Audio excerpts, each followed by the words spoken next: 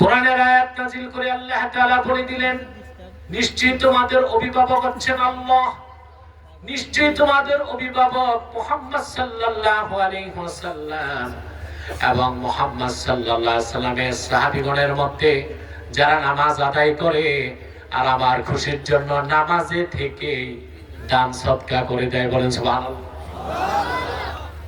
এটা দ্বিতীয় শানে রয়েছে, দ্বিতীয় বর্ণনা। হযরত আলী নামাজ ছেড়ে দান করছেন না নামাজে থেকে দান করছেন? কথা বলে না। এই জন্য আল্লাহ হাল হিসেবে উল্লেখ করেছেন, ওয়ায়ুতুনা যাকাতা ওয়া হুম রাকিউন। সুবহানাল্লাহ। নামাজ আদায় করে আর নামাজে থেকে যাকাতও দিয়ে দেয়। সুবহানাল্লাহ। যেমন হযরতে আলী। বলেন সুবহানাল্লাহ। আয়াত থেকে আল্লাহর হাবিব বুঝতে পারলেন যে আমার একজন সাহাবী দান করেছে আর একজন সাহাবী গ্রহণ করছে। রাসূল করিম সাল্লাল্লাহু আলাইহি সাল্লাম মসজিদ নববীতে খুঁজতেছেন এই লোক দুইজন কোথায়। আল্লাহর হাবিব দেখলেন মসজিদ নববীর দরজা থেকে এক ভিক্ষুক বেরিয়ে যাচ্ছে। আল্লাহর হাবিব তাকে জিজ্ঞেস করলেন, হাল আ'তাকা আহাদুন শাইআ, আমার কোন সাহাবী কি তোমারে কিছু দান করছে নাকি? সুবহানাল্লাহ। ইমাম রাজি তাফসীর কবীরে নকল করেন, ফাআশারা ইলা আলিয়্যিন ফাকালা যাকা আর-রাজুল ইয়া রাসূলুল্লাহ। হযরত আলীর নামাজ তখনও শেষ হয় নাই, ভিক্ষুক তখনও বেরিয়ে যায় নাই, কোরআনের আয়াত তো নাযিল হয়ে গেল। ভিক্ষুক দেখায় দিলেন, ইয়া রাসূলুল্লাহ সাল্লাল্লাহু আলাইহি সাল্লাম, ওই যে আপনার মেয়ে ফাতেমার স্বামী আলী নামাজ পড়ছে, নামাজে আমি তার কাছে ভিক্ষা চেয়েছি, নামাজ শেষ করার আগে তিনি আমারে তার আংটি খুলে দান করে দিয়েছেন। আমি শানে নজুল দুইটাই আপনাদেরকে শোনালাম। কথা বুঝতেছেন? তবে অধিক সংখ্যক তাফসীরে দ্বিতীয় শানে নজুলটাই আমি পেয়েছি। সেটা হচ্ছে এখানে আল্লাহর হাবিবের সাহাবীদের কথাই আল্লাহ তুলে ধরেছেন, বিশেষ করে হযরত আলীর কথা। বলেন সুবহানাল্লাহ। কার কথা? আলীর কথা। হযরত আলী যে আমাদের অভিভাবক সন্দেহ আছে? সাহাবায়ে কেরামের মধ্যে জুজই কুল্লি ফাজিলাত সবচেয়ে বেশি মর্যাদা হযরত আবু বকরের, তারপরে মর্যাদা হযরত ওমর, তারপরে হযরত ওসমান, তারপরে হযরতে আলী। কিন্তু জুজই ফাজিলাতের দিক দিয়া হযরত আলীর মর্যাদা অনেক বেশি একটা ক্ষেত্রে, সেটা হচ্ছে রাসূলুল্লাহর সাহাবীগণের মধ্যে আল্লাহর হাবিবের নূরের কদম থেকে ইলমে মারিফতের সবচেয়ে বড় খনি হযরত আলী অর্জন করেছেন। বলেন সুবহানাল্লাহ। এজন্য একটি নয়, দুইটি নয়, 127টি তরিকার গোড়া হযরতে আলী। সুবহানাল্লাহ। কতটা? 127টা তরিকা হযরত আলী পর্যন্ত পৌঁছেছে। ইলমে মারিফতের নূর সারা দুনিয়ায় হযরত আলীর মাধ্যমে আল্লাহ তাআলা ছড়াই দিয়েছেন। বলেন সুবহানাল্লাহ। এই জন্য হযরত আলী হচ্ছেন আমাদের অভিভাবক তাসাউফ এবং তরিকতের জগতে। বলেন সুবহানাল্লাহ। এখন আসেন আমরা একটু শাব্দিক ব্যাখ্যা করছি। আল্লাহ তাআলা বলেছেন, ইন্নামা ওয়ালিয়ুকুমুল্লাহ ওয়া রাসূলুহু, তোমাদের ওলি হচ্ছেন আল্লাহ, তোমাদের ওলি হচ্ছেন মুহাম্মদ সাল্লাল্লাহু আলাইহি সাল্লাম। এখন ওলি শব্দের অর্থ কি এটা বুঝতে হবে, বুঝতে হবে না? আমরা ওলি বলতে মনে করি সব পীর সাহেব ওলি, একে মনে করি না? কথা বলেন। যিনি পিরালি করে আর যার মুরিদ আছে ওনাকে আমরা মনে করি কি ওলি, আর আমরা নিজেদেরকে ওলি মনে, কথা বলেন, আসলে ওলিদেরকে যতটুকু ভক্তি করি আমরা, নিজেরা ওলি হওয়ার চেষ্টা যদি 10 ভাগের 1 ভাগ করতাম, আমরা প্রত্যেক ইমানদার আল্লাহ তাআলার এক একজন ওলি হয়ে যেতে পারতাম। ঠিক না? ওলি শব্দের 3টা অর্থ। কয়টা? জোরে বলেন। ওলি শব্দের একটা অর্থ সাহায্যকারী, একটা অর্থ কি? আল্লাহ রাব্বুল আলামিন বলেন, ইন্না ওয়ালিয়াল্লাহুল্লাযী নাযালাল কিতাবা ওয়া হুয়া ইয়াতাওয়াল্লাস সালিহিন। ইন্না ওয়ালিয়াল্লাহ, নিশ্চয় আমার ওলি হচ্ছেন আল্লাহ।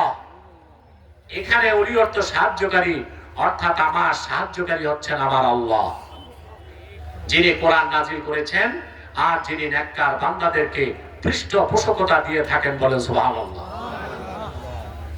ওলি শব্দের আরেকটা অর্থ হচ্ছে অভিভাবক। আরেকটা অর্থ কি? যেটা বলেন, এখানে ওলি অর্থ অভিভাবক। ওলি শব্দের আরেকটা অর্থ হচ্ছে মুহিব্বুন, বন্ধু। কি? যেমন আল্লাহ তাআলা বলেন কোরআন কারীমে, আলা ইন্না আউলিয়া আল্লাহি লা খাউফুন আলাইহিম ওয়া লা হুম ইয়াহজানুন আল্লাযীনা আমানু ওয়া কানু ইয়াত্তাকুন। আল্লাহ রাব্বুল আলামিন বলেন, নিশ্চয়ই যারা আল্লাহর ওলি তাদের কোনো ভয় নাই, তাদের কোনো চিন্তা নাই। সুবহানাল্লাহ বলবেন না? মানুষের ভয় আর চিন্তা আছে কিনা? কথা বলেন। আপনাদের আছে? মুমিন তো কোনো ভয় থাকতে পারে না। মুমিন কাউকে ভয় পেতে পারে না আল্লাহকে ছাড়া। মুমিনের কোনো চিন্তাও থাকতে পারে না, কারণ সে জানে দুনিয়াতে যা সে কম পাবে আখিরাতে বহুগুণ বেশি পাবে। কিন্তু পৃথিবীতে যারা সুপার পাওয়ার, সম্পদের অভাব নাই, অস্ত্রের অভাব নাই, টাকার অভাব নাই, সব আছে, কিন্তু ওদের যত আছে তত ভয় আছে, তত চিন্তাও আছে। আপনারা তো বাংলাদেশের গরিব মানুষ, ডাল ভাত খেয়ে সুখেই আছেন, কিন্তু আমেরিকা, ইউরোপ সর্বক্ষণ থার্ড ওয়ার্ল্ড ওয়ার, তৃতীয় বিশ্বযুদ্ধের চিন্তায় ওদের ঘুম তো হারাম হয়ে যাচ্ছে। হারাম হচ্ছে না? এখন আমেরিকা, ইউক্রেন, রাশিয়া এবং ইউক্রেন যুদ্ধ চলছে। যে কোনো সময় এটা third world war, nuclear attack, পারমাণবিক যুদ্ধের রূপ নিতে পারে। আর এর জন্য রাশিয়া দায়ী থাকবে না, দায়ী হবে আমেরিকা। এই পৃথিবীতে যত জায়গায় অশান্তি হচ্ছে, বিশৃঙ্খলা হচ্ছে, রক্তপাত হচ্ছে, জেনোসাইড হচ্ছে, গণহত্যা হচ্ছে, কি ইসরায়েলে, ফিলিস্তিনে, সিরিয়াতে, আফগানিস্তানে আর ওইদিকে ইউক্রেনে, তার সব কিছুর পিছনে পশ্চিমাদের সাম্রাজ্যবাদ দায়ী। নেতৃত্বে আমেরিকা, নেতৃত্বে আমেরিকা। ওর কাজই হচ্ছে যুদ্ধ লাগাও আর অস্ত্র বেচো। যুদ্ধ লাগাও, পৃথিবীতে 100টা অস্ত্র কোম্পানির 51টাই আমেরিকাতে। দেশ আছে 200 প্রায়, অস্ত্র কোম্পানি কয়টা? 101টা। তার মধ্যে 51টাই কোথায়? আমেরিকাতে। তার মধ্যে দুনিয়ার সবচেয়ে বড় অস্ত্র কোম্পানি লকহিড মার্টিন সহ সেরা সেরা অস্ত্র কোম্পানিগুলো আমেরিকাতে। ওদের মূল আয় হচ্ছে অস্ত্র ব্যবসা। তো পৃথিবীতে যদি যুদ্ধই না থাকে তো অস্ত্র বেচবে কার কাছে? এই জন্য আমেরিকাতে এই যে স্টেট ডিপার্টমেন্ট, এরপর র্যান্ড কর্পোরেশন, এদের কাজই হচ্ছে বিভিন্ন রাষ্ট্রে যুদ্ধ লাগানো আর অস্ত্র বিক্রি করে আমেরিকার ব্যবসাকে চাঙ্গা রাখা। এজন্য সন্ত্রাসীর বিরুদ্ধে যুদ্ধের কথা যুক্তরাষ্ট্রের মুখে শোভা পায় না, চোরের মার বড় গলা হয়ে যায়। ঠিক কিনা? কিন্তু ওরা ভয়তে আছে, ওরা চিন্তায় আছে, যে কোনো সময় আমেরিকা এবং রাশিয়ার মধ্যে পারমাণবিক যুদ্ধ হতে পারে। আমরা চিন্তা করি, কারণ আমরা মহান আল্লাহকে বিশ্বাস করি, আমাদের হৃদয়ে ঈমান লালন করি, আখিরাতকে আমরা বিশ্বাস করি। আমরা জানি আল্লাহর দ্বীনের পথে ঈমান নিয়ে যদি মৃত্যুবরণ করি শাহাদাত নসিব হবে, আর যদি বিজয় লাভ করি গনিমত পাবো, সম্মান পাবো, মর্যাদা পাবো। বলেন সুবহানাল্লাহ। মুসলমান বেঁচে থাকলেও তার ক্ষতি নাই, মৃত্যুর পরও তার ক্ষতি নাই। এই জন্য আল্লাহর ওলিদের কোনো ভয় নাই, কোনো চিন্তা নাই। বলেন সুবহানাল্লাহ। এখন আল্লাহর ওলি কারা? আল্লাহ 63 নম্বর আয়াতে বলে দেন, আল্লাযীনা আমানু ওয়া কানু ইয়াত্তাকুন। ওই সব লোক আল্লাহর ওলি যারা ঈমান এনেছে আর আল্লাহকে ভয় করে হৃদয় থেকে মুত্তাকি হয়ে গেছে। বলেন সুবহানাল্লাহ। এই আয়াতের ব্যাখ্যায় ইবনে কাসির লেখেন, মান কানা মুমিনান তাকিয়া কানা লিল্লাহি ওয়ালিয়া। মুহাম্মদ সাল্লাল্লাহু আলাইহি ওয়াসাল্লামের প্রত্যেক সেই উম্মত যার ঈমান আছে আর তাকওয়া আছে, সে লোকটাই আল্লাহর কাছে ওলির মর্যাদা পেয়ে গেছে। বলে সুবহানাল্লাহ। তাহলে ওলি শব্দের একটা অর্থ হচ্ছে সাহায্যকারী, ওলি শব্দের আরেকটা অর্থ হচ্ছে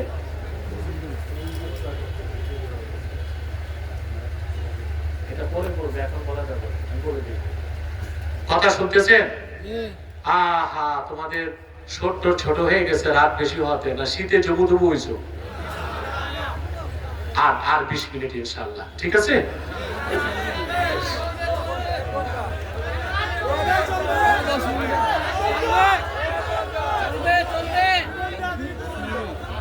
মক্কা মক্কা মাত্র না, কম মাত্র।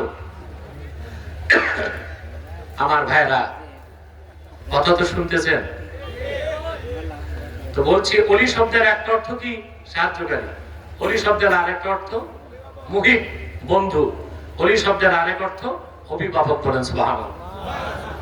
আল্লাহ তাআলা এখানে বলেন, ইন্নামা ওয়ালিয়্যুকুমুল্লাহু ওয়া রাসূলুহু, নিশ্চয় মুমিনগণ তোমাদের অভিভাবক হচ্ছেন আল্লাহ, তোমাদের অভিভাবক মুহাম্মদ সাল্লাল্লাহু আলাইহি ওয়াসাল্লাম। ওয়াল্লাযীনা আমানু, এবং ঈমানদারগণ, তারা তোমাদের বন্ধু। মুহাম্মদ সাল্লাল্লাহু আলাইহি ওয়াসাল্লামের উম্মতের মধ্যে যারা খাঁটি ঈমানদার, নামাজ পড়ে, যাকাত দেয়, তাদেরকে নেতা বানাতে হবে। বলেন সুবহানাল্লাহ। তাদেরকে অভিভাবক বানাতে হবে, নতুবা আমাদের বিজয় কখনো আসবে না। কথা বুঝতেছেন? সমস্যা? খামোশ হয়ে বসেন, আমাকে ডিস্টার্ব করবেন না স্টেজে কেউ। সম্মানিত শুধু, তাহলে এখানে আমরা যে শিক্ষাটা নিব আজকে, প্রথম শিক্ষা, আল্লাহ আমাদের অভিভাবক, মুহাম্মদ সাল্লাল্লাহু আলাইহি ওয়াসাল্লাম আমাদের অভিভাবক।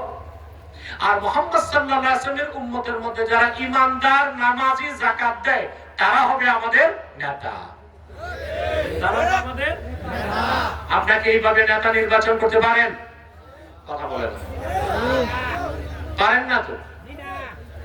ছোটায় কয়খান দাড়ি, মাথায় একখান টুপি, 2-4 রাকাত নামাজ পড়লে মনে করেন আপনি খাঁটি মুসলমান হয়ে গেছেন। কিন্তু খোঁজ করলে দেখা যাবে তাবেদারি করতেছেন বেঈমান, মুনাফিক, কাফের, মুশরিক, সুদখোর, ঘুষখোর, দুর্নীতিবাজ, লম্পট, জেনাকার, জুয়াখোরদের তাবেদারি করতেছেন। এইজন্য আপনাদের ভাগ্যের পরিবর্তন হয় না। হচ্ছে আলেমদেরকে আপনারা চান ক্ষমতায় যাক? জি না। আলেমদেরকে আপনারা রসমালাই খাওয়ান, টাঙ্গাইলের চমচম, মুক্তাগাছার মন্ডা, কিন্তু ভোট নাই। ভোট নাই। দেখেন না, বাংলাদেশে তো অনেক পীরও রাজনীতি করে, কিন্তু ভোট পায়? পাচ্ছে না। কারণ মুরিদ হচ্ছে, মুরিদের মধ্যে হচ্ছে ডবল স্ট্যান্ডার্ড। মুরিদ দুইটা পীর বানাইছে, একটা আধ্যাত্মিক পীর আর একটা রাজনৈতিক পীর। আধ্যাত্মিক পীর যে তারে দেয় নোট, আর রাজনৈতিক পীরের দেয় ভোট। বুঝলেন না এই কথাটা? যে হচ্ছে আধ্যাত্মিক পীর তারে কি দেয়? নোট দেয়। আর যে রাজনৈতিক পীর তারে ভোট দেয়।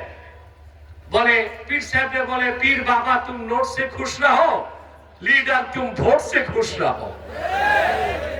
এই মুনাফিক যতদিন বাদ না দিবেন, বাংলাদেশের সরকার আসবে আর যাবে, ক্ষমতার পালাবদল হবে, কিন্তু বাংলাদেশের মানুষের ভাগ্যের কোনো পরিবর্তন হবে না। দেখে নিবেন। তাহলে ভাইয়েরা, মহান আল্লাহর খাঁটি বান্দা হতে হবে, আল্লাহকে মালিক বলে বিশ্বাস করে আল্লাহর হাবিব মুহাম্মদ সাল্লাল্লাহু আলাইহি সাল্লামের আশিক উম্মত হতে হবে। আর মুহাম্মদ সাল্লাল্লাহু আলাইহি সাল্লামের উম্মতের মধ্যে যারা ঈমানদার, 5 ওয়াক্ত নামাজ আদায় করে, যাকাত দেয়, শরীয়ত মোতাবেক চলে, তাদের নেতৃত্ব গ্রহণ করতে হবে। ঠিক কিনা বলেন? কথা বুঝতেছেন? তাদেরকে অভিভাবক বানাতে হবে, তাদেরকে নেতা বানাতে হবে, তাদের নেতৃত্ব গ্রহণ করতে হবে, তাদের অনুসরণ করতে হবে। এই ক্ষেত্রে আমরা বাংলাদেশের মুসলমান ব্যর্থতার পরিচয় দিয়েছি। আজ বাংলাদেশে 3 লক্ষের উপর মসজিদ আছে, 10,000-এর উপর মাদ্রাসা আছে, পীর মাশায়েখের অভাব নাই। আমি আগেও বলেছিলাম, সরকার জরিপ করে দেখছে বাংলাদেশে 1,98,000 পীর আছে। বড় পীর, ছোট পীর, মাঝারি পীর সব মিলায়া কত আছে? 1,98,000 পীর বাংলাদেশে আছে। মুরিদের তো কোনো অভাব নাই। এই লাখ লাখ মসজিদ, হাজার হাজার মাদ্রাসা, আর এত মুসলমান আমরা থাকার পরেও দেশ স্বাধীনের 53 বছরও আল্লাহ শরীয়তের পক্ষে, দ্বীন ইসলামের পক্ষে একটা আইন আমরা পাস করতে পারি নাই। আমাদের ট্যাক্স, আমাদের ভ্যাট, আমাদের রক্ত পানি করা ঘামের পয়সায় যারা ক্ষমতায় যায়, তারা জীবন যাপন করে, বিলাসবহুল গাড়িতে থাকে, বাংলো বাড়িতে থাকে, সরকারি সুবিধা নেয় আমাদের রক্ত পানি করা ঘামের পয়সায়।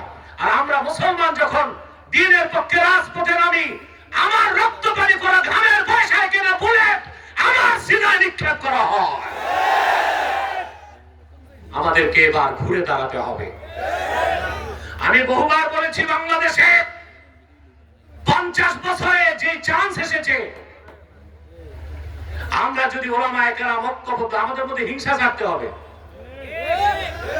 বড় দলগুলো মনে করবে আমরা তো গোছাই ফেলছি, আর কি ছোটদেরকে বাদ দিবে না। ছোটরা কিন্তু ঠ্যাং ধরে রাখলে বড়রা কিছু করতে পারবে না। আমাদেরকে যদি বাংলাদেশে এইবার আমাদের হাত ছাড়া হয় সুযোগ, আগামী 50 বছরের সুযোগ আর আমাদের না আসতে পারে।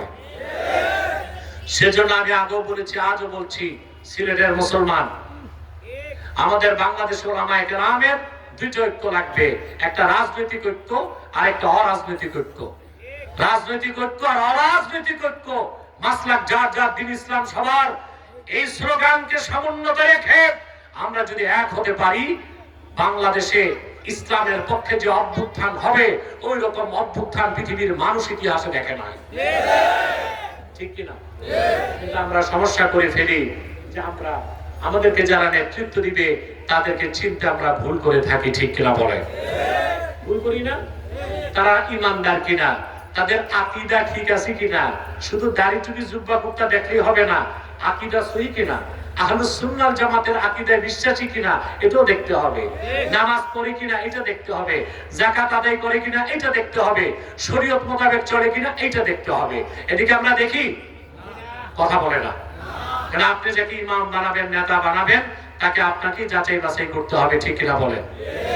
অবশ্যই আপনারা যাচাই বাছাই করেন মসজিদের ইমাম রাখতে গেলে।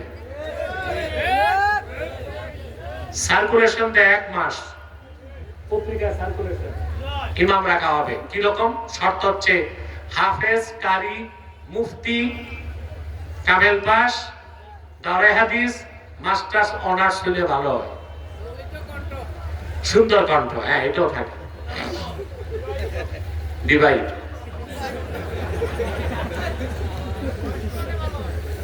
তারপরে ইমাম সাহেব আসে 40 জন, ইন্টারভিউ নিতে বসে, আলেম আসে না কেউ, আল্লামা সভাপতি আর আল্লামা সেক্রেটারি।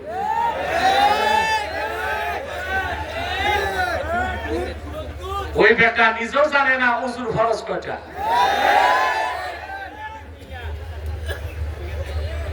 এক মূর্খ সভাপতি ইমামকে জিজ্ঞেস করে ওযুর ফরজ কয়টা? ইমাম সাহেব বলছে 4টা। তো ইমাম সাহেব জিজ্ঞেস করছে, সভাপতি তো মূর্খ মানুষ, বলেন তো আপনি গোসলের ফরজ কয়টা? কয় 8টা। বলে এইটা কেন? কয় ওযু ছোট, এটা 4টা, গোসল বড়, এটা তো 8টা হয়। এইরকম ওযুর ফরজ কয়টা, গোসলের ফরজ কয়টা যার জ্ঞান নাই, সে আলেমদের ইন্টারভিউ দেয়। ইমাম রাখার সময় দূরবীন দিয়ে খোঁজে কোনো খুঁত আছে কিনা। মসজিদে যে ইমামতি করে এটা ইমামতে সোগরা, ছোট নেতৃত্ব। দেশ আর রাষ্ট্রে যে নেতৃত্ব দেয় ওটা ইমামতে কোবরা, বড় নেতৃত্ব। ছোট নেতা তালাশ করতে দূরবীন লাগাও, আর দেশ ও জাতির নেতৃত্বে যাদেরকে পাঠাও তাদের ইমানটা ঠিক আছে কিনা তাও তো দেখো না তোমরা। অতএব বিপ্লব আর অভ্যুত্থান দিয়ে কি হবে? যেই সেই সেটআপ চেঞ্জ হবে, পলিসি চেঞ্জ না করলে দেশের কোনো ভবিষ্যৎ নাই। এখন চেঞ্জ হচ্ছে সেটআপ, কি চেঞ্জ হচ্ছে? আবার নতুন সেটআপ আসবে। কিন্তু আমরা যদি পলিসি নির্ধারণ করতে না পারি তাহলে বাংলাদেশের কোনো পরিবর্তন হবে না। আল্লাহর পবিত্র সত্তার কসম করে বলছি, আবার যারা আসবে, যদি নীতি নির্ধারণ করা না হয়, শরীয়ত মোতাবেক দেশ চালানো না হয়, আমার দেশে চুরি হবে, খুন হবে, সন্ত্রাস হবে, সহিংসতা হবে, বাংলাদেশকে রক্ষা করা সম্ভব হবে না।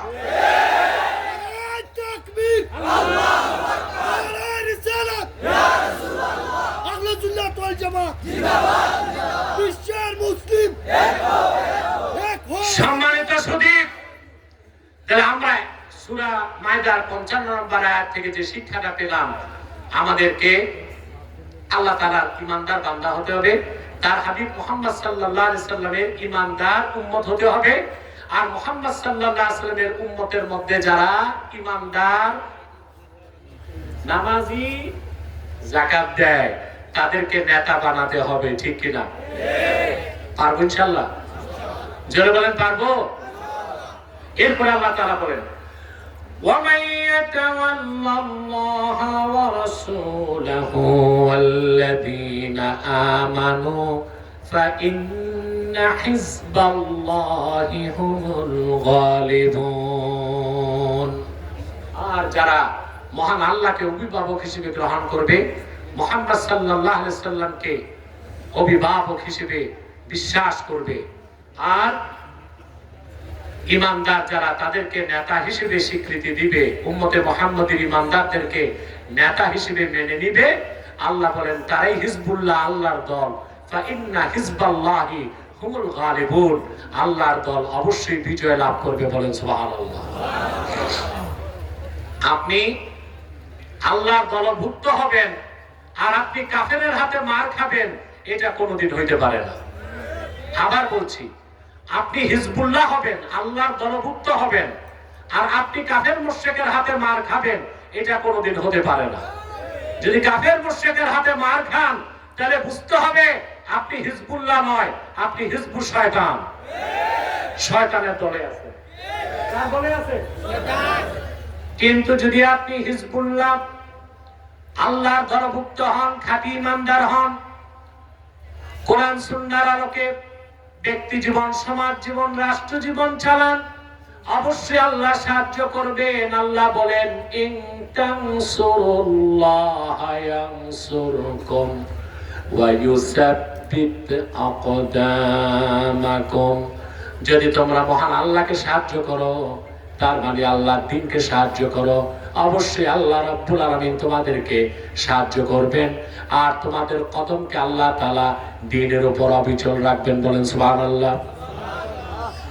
আল্লাহ সাহায্য কিভাবে আসে দেখেন নাই? সিরিয়াতে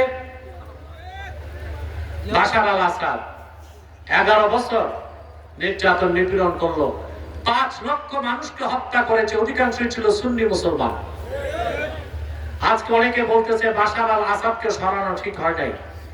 ইসরায়েলের ইহুদিদের চেয়ে কোন অংশে বাশার আল আসাদ কম খারাপ ছিল না। সুন্নি মসজিদগুলোকে বন্ধ করেছে। বাশার আল আসাদের সৈন্যবাহিনী মসজিদগুলোতে ঢুকে সিগারেট পান করত। গোটা সিরিয়াতে হাজার হাজার সুন্নি আলেম, মুহাদ্দিস, মুফাসসিরকে গুলি করে হত্যা করা হয়েছে। সুন্নিদের স্ত্রী বোনদেরকে কারাগারে বন্দী রেখে গণধর্ষণ করা হতো। সুন্নি মুসলিমদের উপর রাসায়নিক অস্ত্র ব্যবহার করা হতো। আর ইসরায়েলের সাথে বাশার আল আসাদ গোপন চুক্তি করে মধ্যপ্রাচ্যকে অশান্ত করে রাখত। একদল মানুষ যারা হিজবুল্লাহ, ওটা আমি লেবাননের হিজবুল্লাহর কথা বলছি না, ইমানদাররাই কি হিজবুল্লাহ, এরা অস্ত্র হাতে তুলে নিল। আপনারা জানেন এখন যে বিদ্রোহীদের নেতা জুলানি, নাম শুনছেন না? মাত্র 60টা বন্দুক নিয়ে তিনি জিহাদে নামছেন। এখন তাদের কাছে শত শত ট্যাঙ্ক আছে, মিসাইল ক্ষেপণাস্ত্র আছে, হাজার অস্ত্র আছে। আসলে আল্লাহ দ্বীনের জন্য নামলে আল্লাহ পথ সহজ করে দেন। এবং আমরা এটাই চিন্তা করি, আশা করি ইনশাআল্লাহ সিরিয়াতে ইসলামী শরিয়া প্রতিষ্ঠিত হওয়ার পর এই বাহিনী ইনশাআল্লাহ বাইতুল মুকাদ্দাসকে উদ্ধার করবে নাপাক ইহুদিদের হাত থেকে ইনশাআল্লাহ। দেখুন আপনি মধ্য এশিয়াতে তালেবান, যাদেরকে মোল্লা বলেন, কি বলেন? পাগড়ি, জুব্বা, কুর্তা, গলায় তসবিহ, হাতে আছে পুরনো আমলের AK-47 ক্লাসিনকভ। পৃথিবীর 2টা পরাশক্তিকে তারা ধরাশক্তি বানাই দিয়েছে। 14 বছর জিহাদ করছে রাশিয়ার বিরুদ্ধে, 19 বছর জিহাদ করেছে আমেরিকার বিরুদ্ধে। পৃথিবীর 2টো পরাশক্তি পরাজিত হয়েছে তালেবান মুসলিমদের কাছে, কারণ আল্লাহ দ্বীনের জন্য 70,000 তালেবান শাহাদাত বরণ করেছে। আর আল্লাহ বলেছেন ইন তানসুরুল্লাহা ইয়ানসুরকুম ওয়া ইউসাব্বিত আকদামাকুম। যদি তোমরা আল্লাহকে সাহায্য করো, মানে আল্লাহ দ্বীনকে সাহায্য করো, অবশ্যই আল্লাহ তোমাদেরকে সাহায্য করবেন। তা আমরাও যদি খাঁটি ইমানদার হই, আল্লাহ ওয়ালা বুজুর্গ নেককার সুন্নি আকীদার মানুষকে যদি নেতা বানায় মাঠে নামতে পারি, বাংলাদেশেও আল্লাহ সাহায্য নেমে আসবে ইনশাআল্লাহ।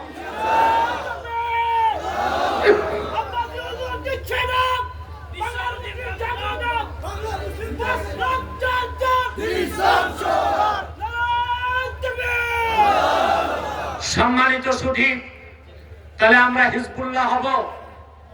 কথা বলে না। আল্লাহর দলভুক্ত হব? তা প্রথমেই লাগবে কামেল ঈমান, তারপরে লাগবে সালাত এবং যাকাত, ঠিক না? শিরক এবং কুফর থেকে, বাতিল আকীদা থেকে মুক্ত হতে হবে। আর আমাদের সামাজিক ও রাজনৈতিক নেতৃত্বে উম্মতে মুহাম্মাদীর মধ্যে যারা খাঁটি ঈমানদার তাদেরকে এগিয়ে দিতে হবে। তাহলে আমরা পরকালে মুক্তি পাবো, দুনিয়াতে কল্যাণ পাবো। আর আমরা তখনই বাংলাদেশকে একটি স্বাধীন, সুন্দর, উন্নত বাংলাদেশ হিসেবে গঠন করতে পারবো ইনশাআল্লাহ। এখন তো আমরা কিভাবে একটি সুন্দর বাংলাদেশ গঠন করব ভাই? আমাদের রাজনীতিতে তো সেরেক ঢুকে আছে। কথা বলেন। বাংলাদেশে 75% ভোটার, কত? 75% ভোটারের আকীদা হচ্ছে সার্বভৌমত্বের মালিক জনগণ।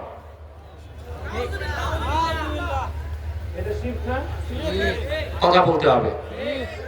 শিরকে আসগার না শিরকে আকবার? 75%, 11,29,00,000 ভোট আছে বাংলাদেশে। এর মধ্যে 75% মানুষ যারা এমন রাজনৈতিক আদর্শ গ্রহণ করেছে যাদের বিশ্বাস সার্বভৌমত্বের মালিক জনগণ। মুসলমানের রাজনৈতিক বিশ্বাস হচ্ছে সার্বভৌমত্বের মালিক জনগণ নয়। ইনিল হুকমু ইল্লা লিল্লাহ, সার্বভৌমত্বের মালিক একমাত্র আল্লাহ তাআলা। আপনারা দাবিদারি করছেন এমন সব মানুষদের যাদের আকীদায় শিরক আছে, যাদের আকীদায় কুফর আছে, যারা শরীয়ত আইনকে বিশ্বাস করে না, ব্যক্তিগত জীবনে নামাজ পড়ে না, চুরি করে, দেশের সম্পদ চুরি করে, লুণ্ঠন করে, শোষণ করে, বেগম পাড়ায় পাচার করে। যেগুলো ধরা খায় জেলে গেছে, এগুলো না জেলের মধ্যে আছে, ওদের বউ বাচ্চাগুলো কিন্তু আনন্দেই আছে। কানাডাতে, ব্রিটেনে, আমেরিকায়, আর কিছু যে জায়গা নিয়েছে ভারতে। ভারতে যাওয়াটা ঠিক হয়নি, ওরাই তো না খাইয়া মরে। এখান থেকে যারা পালায় গেছে ওদেরকে দিবে কোত্থেকে? আমার বাংলাদেশের মুসলমান কলকাতায় না গেলে গোটা কলকাতাই তো অচল হয়ে যায়। আমরা দেই, ওরা খায়। আমরা দেই, যখন ওরা হুমকি দিল বাংলাদেশে শান্তি বাহিনী পাঠাবার কথা বলছে, শুনছেন না আপনারা? ওই দেশের মুখ্যমন্ত্রী বলছে, এটা মুখ্যমন্ত্রী না মূর্খমন্ত্রী। এটা মহিলা তো, মহিলা তো এমনি জ্ঞান কম, আকল কম। ও বুঝতে পারে নাই বাংলাদেশে 14 কোটি মুসলমান শাহজালালের উত্তরসূরি, শাহ ফরহানের উত্তরসূরি, শাহ মাখদুমের উত্তরসূরি, শাহ কারামত আলী জনপুরের উত্তরসূরি। ভারত, আমেরিকা, ইসরায়েলকে ভয় পায় না। দেশের স্বাধীনতা রক্ষায় 14 কোটি মুসলমান 28 কোটি হাতে লাঠি তুলে নেবে ইনশাআল্লাহ।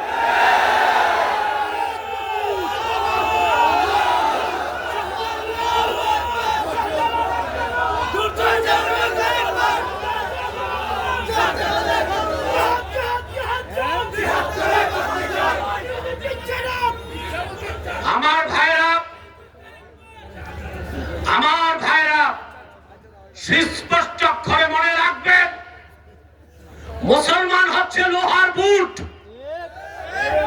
এটাকে চারবন করার কোন দাঁত পৃথিবীতে নয়। মুসলমান জীবন দিতে পারে, ঈমান দিতে পারে না। ঈমান রক্ষায় সে তার গর্দানকে উৎসর্গ করে ঈমানকে টিকিয়ে রাখে। হিন্দুস্তানকে আগেও আমি সাবধান করছি, দেখছেন না? ওই মহিলা মুখ্যমন্ত্রী বক্তব্যে 2 ঘন্টা পর আমার বক্তব্য গেছে। এটা আমি বলে দিছি। তো আমার বক্তব্যের পর দেখছেন আপনারা কলকাতায় ওদের কিছু সাংবাদিক আছে পাগল। তো আমি ভাবছিলাম একটা সাংবাদিকই পাগল, পরে দেখছি না যা আছে সবই পাগল। পশ্চিম বাংলায় সবগুলো চ্যানেল আমার বিরুদ্ধে নিউজ করছে, দেখছেন না আপনারা? খুব হইচই করছে। আমি সরকারকে পরামর্শ দিয়েছিলাম 3টা নীতি বাস্তবায়ন করতে। আমি বলেছিলাম লালমনিরহাটে এয়ারবেস করেন, ওরা আমাদের দিকে হাত বাড়াবে, আমরা চিকেন নেক কেটে 7 সিস্টার আলাদা করে দেব। আমি বলেছি চায়নার সাথে প্রতিরক্ষা চুক্তি করেন, শত্রুকে বন্ধু বানান। আমি বলেছি আলু পেঁয়াজ, নিম্নমানের ভারতীয় আলু পেঁয়াজ আমাদের দরকার নাই, অন্যান্য রাষ্ট্র থেকে বাণিজ্যিক সম্পর্ক করা হোক।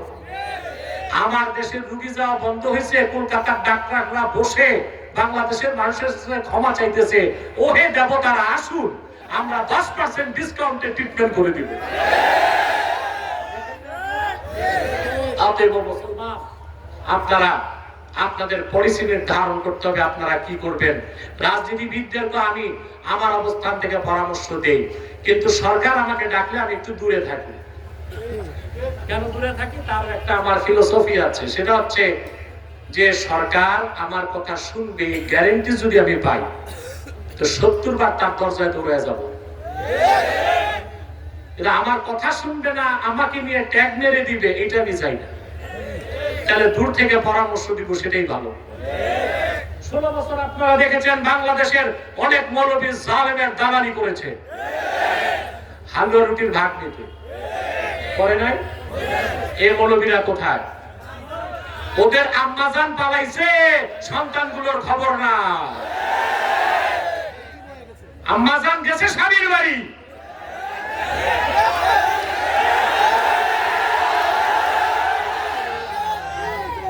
যে মানুষগুলোকে মিছিল করিয়েছে, মিটিং করিয়েছে, যে মানুষগুলোকে বাংলাদেশে এইরকম অবস্থায় রেখে গিয়েছে নিজের জীবন বাঁচাতে, বাংলাদেশের মানুষের নেতৃত্ব দেওয়ার কোন অধিকার তাকে আগামীতে দেওয়া হবে না। কর্মী রেখে এইভাবে পালায়, এক কাপড়ে, বিনা মেকআপে।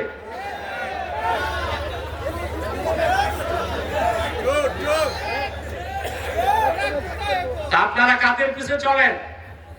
মৌলবী যেগুলো দালালি করছে এরা কই? এরাও সব পালাইছে। হালুয়া রুটি যা খাবার খাইছে তো 16 বছর, ঠিক না? এই চরিত্র কোনো আলেমের হওয়া উচিত না। আলেমরা রাহবার, তারা কোন দলের পক্ষ নিতে পারে না, তারা হবে হিজবুল্লাহ। আল্লাহর দলের পক্ষ নিবে। কার পক্ষ নিবে? আল্লাহর দলের পক্ষ নিবে। যখন যা বলার তা বলতে হবে। এখন আপনি যদি কারোর সাথে দহরম মহরম করে হালুয়া রুটির ভাগ পান, আপনি তো আর সত্য কথাটা বলতে পারবেন না। এই জন্য আমাকে ডাকলে আমি যাই না, আমাকে গ্যারেন্টি দিতে হবে, আমার পরামর্শ নিবে, সকাল সন্ধ্যা 70 বার আমি যাবো তাদের কাছে। আর যদি গ্যারেন্টি না পাই, তো ওই যে কিছুদিন পর পর মৌলবী সাহেবদেরকে নিয়ে এখন যমুনাতে বসে, ওখানে চা পান খাওয়ার পর 2-4টা বুড়ি আওড়ায়া এসে এক এক নেতা চ্যানেলের সামনে কি হুঙ্কার দেয়। আমি এইটা বলছি, কি বলছেন বোঝা যাবে সামনে, কিন্তু আমি দূর থেকে পরামর্শ দিয়ে যাব ইনশাআল্লাহ, দেশের কল্যাণে, জাতির কল্যাণে। তাহলে ভাইরা, আমরা 56 নম্বর আয়াত থেকে শিখলাম আমাদেরকে হিজবুল্লাহ হতে হবে। সুবহানাল্লাহ। হিজবুল্লাহ যারা আল্লাহর দল, তাদের কোনো ভৌগোলিক সীমানা নাই, দলীয় কোনো প্রতীক নাই, দলীয় কোনো স্লোগান নাই। সুবহানাল্লাহ বলবেন না? 57টি মুসলিম রাষ্ট্রে যেখানে যত মুসলমান আছে খাঁটি ইমানদার, তারা সবাই হিজবুল্লাহ বলেন। সুবহানাল্লাহ। আমাদের প্রিন্সিপাল আইডেন্টিটি, আসল পরিচয় কি? আমরা বাংলাদেশী? জি না। আমাদের প্রিন্সিপাল আইডেন্টিটি, মূল পরিচয় কি? আমরা বাঙালি, বাংলাদেশী?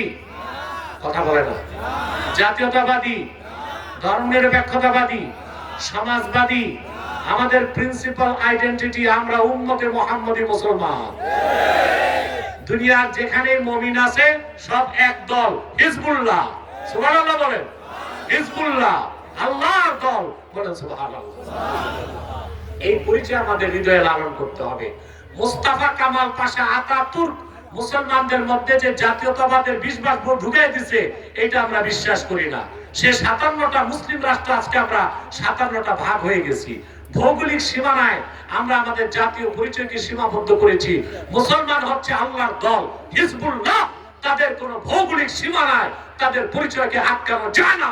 দুনিয়ার যেখানেই মুমিন আছে, সে যদি খাঁটি ইমানদার হয়, সে হিজবুল্লাহ, সে আল্লাহর দলভুক্ত বলেন। সুবহানাল্লাহ। পারবো হইতে? যদি আল্লাহর দল থেকে বের হয়ে যায়, আর একটাই দল আছে, ওটা হচ্ছে হিজবুল শয়তান।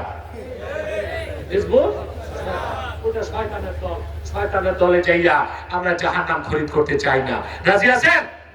আল্লাহ আমাদেরকে কবুল করুক, মঞ্জুর করুক, বলুন আল্লাহুম্মা আমিন। সাদাকাল্লাহুল আযীম ওয়া সাদাকা রাসূলুহুল নবিয়ুল কারীম ওয়া নাহনু আলা যালিকা মিনাশ শাহিদিন ওয়াশ শাকিরিন ওয়া আলহামদুলিল্লাহি রাব্বিল আলামিন। ওয়াজ হয়ে গেছে।